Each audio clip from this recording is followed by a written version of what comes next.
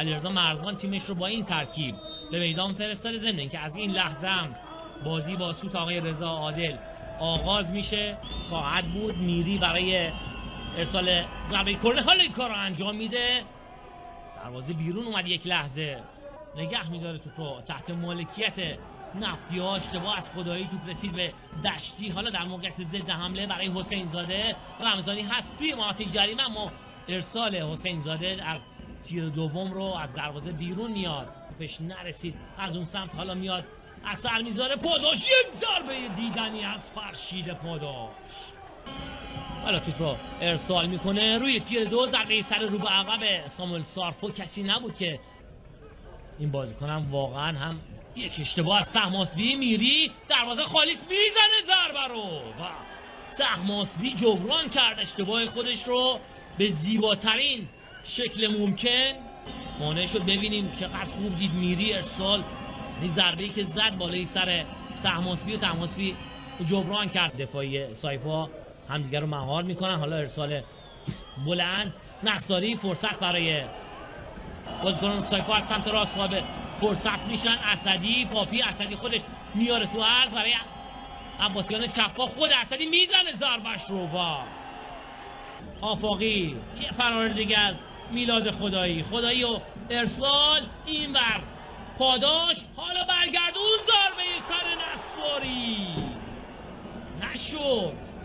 ببینیم خودش بود و دروازه حکیم نصاری و اومد توپ رو گرفت نصاری. ارسال نصاری توی محوطه جریمه، حالا پاداش و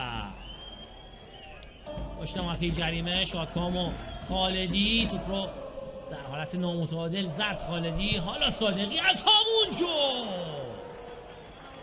داور به هر دوتاشون.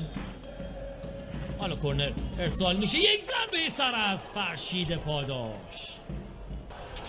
آفتابی نداشتیم امروز در شهر مسجد سلیمان. حالا ارسال، یک ضربه دیدنی، وای از این توپ که گل نشد. پاداش از سمت راست حرکت کرد، ارسال کرد قیچی بغل و با فاصله کم از بالای دروازه.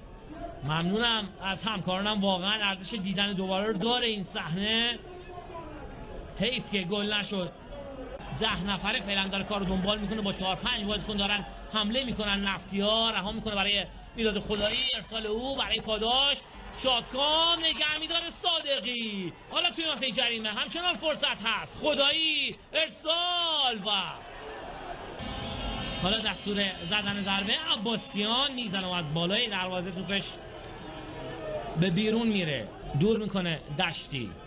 کولیبالی رو به عقب فراری کرد حسین زاده، یک اشتباه. میری دروازه خالی، ضربه میری و حتی توپش در چارچوب هم نبود. درگیری به وجود اومد خارج از محدودی که توپ و دوربین ها بودند.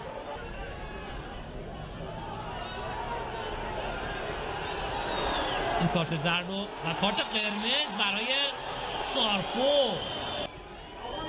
بله آقای رضا عادل علی دایی رو هم اخراج میکنه. همچنان بلند روی دروازه، ضربه سر رو زد زودتر علیزاده، اما میلاد خدایی، نصاری، پاداش، نصاری توی محوطه جریمه، ضربه حکیم نصاری از کنار دروازه به بیرون میره. هاشمی زاده از سمت چپ میبینن میلاد خدایی رو، ارسال او، یک ضربه سر از هاشمی زاده. ببینیم ارسال خدایی و ضربه سر هاشمی زاده رو رد و بدل میکنن. حالا توپ به سمت راست میاد، رضا جعفری موقعیت خوبی دارن، سایپایا در مقابلش هست، کولیبالی تکرار میزنه، عبور میکنه جعفری، حالا ارسال و نتونست کنترل کنه حسین زاده. خالدی میاد توپ رو زد، یک کارت زرد داره امید خالدی، این کارت زرد دومش هست و اخراج خواهد شد امید خالدی از زمین مسابقه. که رامشیر و خوشیوم نبود و میلاد میداودی با اون استایل خاص خودش که این ضربه رو به سمت دروازه سایپا خواهد زد. ازش باید استفاده کنند. علی دشتی حرکت پا به توپ، دو سه بازیکن رو جا میذاره، حالا پاسش برای حسین زاده، تک به تک و گل برای سایپای 9 نفره. چه حرکتی کرد علی دشتی و یک پاس گل دیدنی رو داد به حسین زاده. خوشحالی علی دایی. پاس نهایی است که داد به حسین زاده، او هم با یک ضربه نرم و آرام توپ رو به درون دروازه فرستاد. ممنون همین حرکتی است که از عقب‌تر دیدیم انجام داد دشتی. یه گل این شکلی هم فکر می‌کنم به استقلال تهران و سید حسین حسینی زده بود. علیزاده،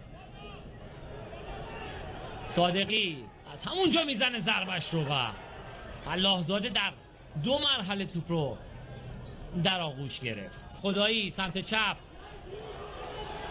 صادقی، ارسال، اثر، یک ضربه سر، وای ضربه سر موسی کولیبالی. نیاز داره ببینیم این صحنه رو. زد کولیبالی و با فاصله کم به بیرون رفت. میداودی ضربه کرنر رو ارسال میکنه روی دروازه، فرصت برای نفت، برگشت توپ، پرتاب میندازه. سر گذاشت رمضانی، آفساید هم نیست، یک موقعیت تک به تک، گل دوم. و چقدر بد زد، چقدر